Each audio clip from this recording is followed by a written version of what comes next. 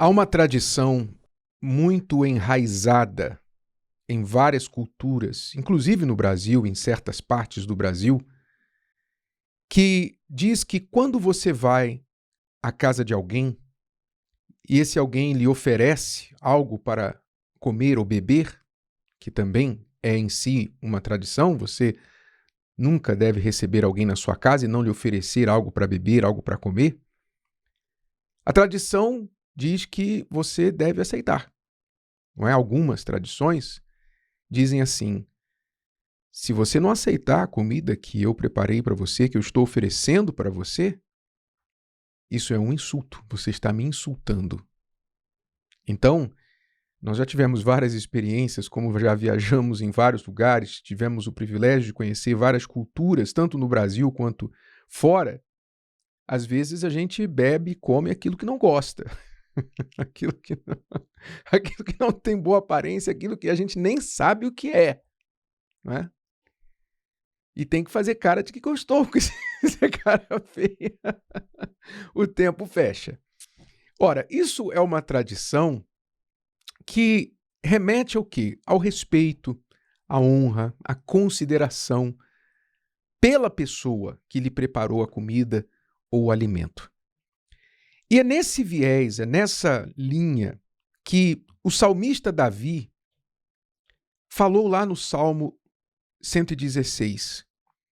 Tomarei o cálice da salvação. Primeiro ele falou: que darei ao Senhor por todos os benefícios que me tem feito. Ele reconheceu, primeiro, os benefícios que Deus havia feito na sua vida, que é uma coisa que a gente precisa praticar muito, é lembrar dos benefícios, lembrar das bênçãos, como aquele hino antigo: conta as bênçãos, conta quantas são. Davi, ele lembrou-se dos seus benefícios, os benefícios que Deus lhe havia dado. Então, regozijando, transbordando em gratidão e reconhecimento, ele falou: que darei ao Senhor? Como é que eu posso recompensar o Senhor por todos os seus benefícios? E então, inspirado pelo próprio Deus, ele mesmo dá a resposta à sua pergunta. E ele diz: tomarei o cálice da salvação e invocarei o nome do Senhor. Quer dizer, o cálice da salvação é como Jesus, lá no Evangelho de Lucas, capítulo 22, ele diz assim, quando ele participou da Santa Ceia, ele disse, dando o cálice para os seus discípulos, tomando o cálice e havendo dado graças, disse: tomai-o e reparti-o entre vós. Então Jesus ofereceu o cálice para os discípulos. E os discípulos então participaram daquele cálice, que era o cálice da salvação que Davi, profeticamente, sem saber, falou a respeito. O cálice da salvação, que é o cálice que Deus oferece a quem quiser, a todos, na verdade. Então, veja, assim como aquela pessoa que preparou por questão de respeito, de dignidade, de honra, por questão de decência, ela preparou um alimento, preparou uma bebida, um café, um chá, alguma coisa, um suco, para dar ao seu convidado, porque ela quer que aquele convidado se sinta à vontade, se sinta bem recebido na sua casa. Deus preparou muito mais do que um cafezinho, muito mais do que uma comida, um lanchezinho, um almoço, um jantar. Ele preparou o cálice da salvação, que não é algo que vai adoçar a nossa boca por alguns segundos, mas é que vai salvar a alma pela eternidade. É esse cálice da salvação que ele oferece, que Davi falou a respeito. Eu tomarei, de bom grado, eu aceitarei. Quer dizer, Deus estava dizendo através de Davi, a única coisa que você pode fazer para reconhecer os benefícios que eu lhe tenho dado é aceitar o cálice da salvação que eu preparei para você, que eu paguei um alto preço, que eu paguei com o meu sangue para salvar a sua alma. É a única coisa que você pode fazer para me recompensar.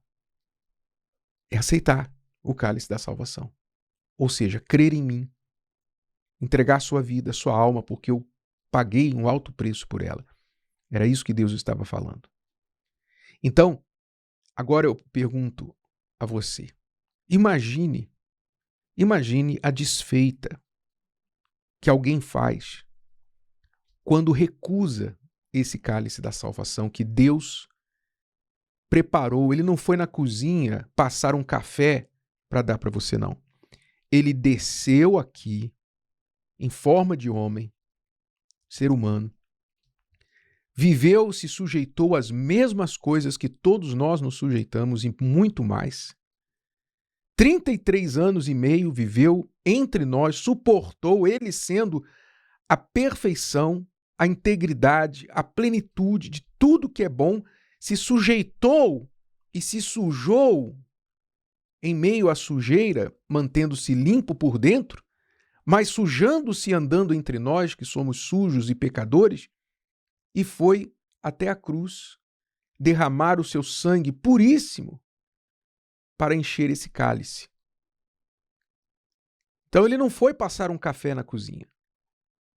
Ele desceu aqui, passou por tudo que sofreu e no final derramou o seu sangue. Se fez uma oferta líquida, uma oferta de libação, se derramou completamente. Fez-se oferta líquida, oferta física e oferta espiritual, derramando a sua vontade no Calvário. Para oferecer a você, dizendo: este é o meu sangue. Tome, beba dele. E aí as pessoas chegam e falam assim: não, obrigado. Não, obrigado. Não, agora não. Estou bem. Como quem rejeita um café, como quem rejeita... Não é? Imagine. Imagine, o que você acha que espera alguém que faz isso com Deus? Deus oferece o cálice da salvação porque Ele quer salvar, Ele quer ajudar. Esse é o interesse dele. Ele oferece o cálice da salvação porque esse é o antídoto para a doença chamada pecado que infectou a todos nós. O médico dá o remédio para curar a enfermidade. Deus dá o cálice da salvação para curar a doença do pecado, que se alastrou por dentro da nossa vida e vai nos levar à morte, não a morte do corpo na sepultura apenas, mas a morte eterna. Então, quem rejeita o cálice da salvação, infelizmente, vai ter que tomar o cálice da ira. A Bíblia fala do cálice da ira, as taças da ira que vão ser derramadas sobre esse mundo. Você viu aí essa semana, essas últimas horas, terremotos em várias partes do mundo e ainda estão acontecendo e as pessoas começam a ficar apreensivas. Meu Deus, o que está acontecendo? Isso não é nada. Isso não é nada. Isso aí é literalmente cafezinho diante do que está por vir, da grande tribulação, que será tamanha, que as pessoas vão pedir que os montes caiam sobre elas. Quer dizer, o cálice da ira virá sobre quem rejeitou o cálice da salvação.